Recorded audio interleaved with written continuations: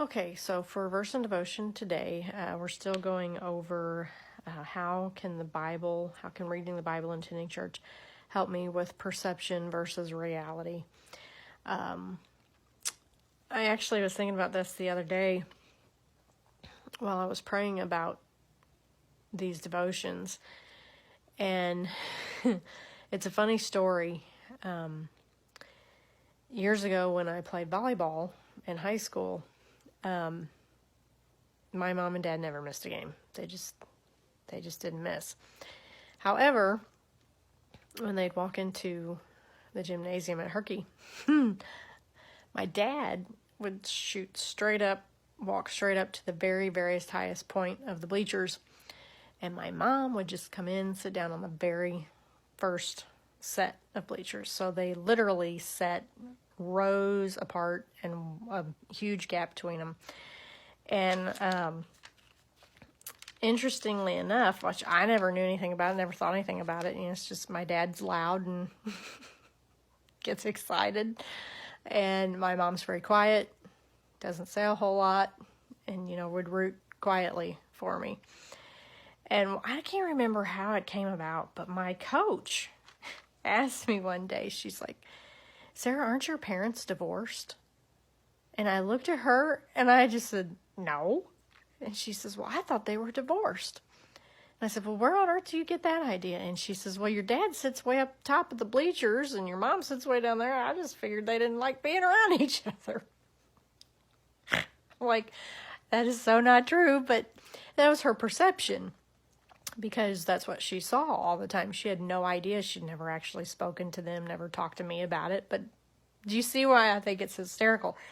If you knew my mom and my dad, they're opposite when it comes to that stuff. My dad was loud and was like, "Yay, Sarah, go Sarah." I mean, loud, extremely, some people would probably say obnoxious, but that's just how he was. And mom would be like, "Oh, Charles, shh, shh, you're going to mess her up," so just totally different in that respect. But that, again, that's a whole nother, example of perception versus reality. Reality is they were totally in love with each other. And for us girls, it was kind of gross sometimes. But I won't go there. I won't embarrass my poor mom. But for the coach, she had no idea. She didn't know. She just saw that they set apart and didn't really communicate during the games. And so she just assumed that they were divorced, which that was the furthest thing from the truth. So once again, your perception can be way off, okay? Especially when it comes to the things of church, things of the Lord, when you're so-called judging people or looking at people, and you just don't know. That's why I always say go to the person, talk to them, ask them, find out. But the scripture verse we're going to go over today comes from Philippians chapter 4, and it's verse 8, and it says, oh, it's good.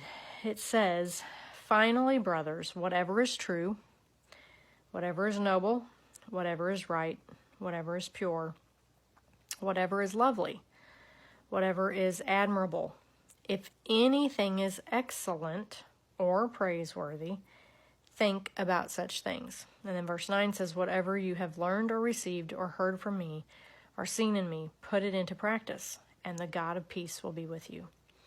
I can promise you, when you are having times where you're thinking, somebody's looking at me and they're judging me, or they don't think I'm good enough, when you're going through those times, instead, because those are lies from Satan, if anything, that's what I've learned, is that is the way that Satan deceives us and lies to us.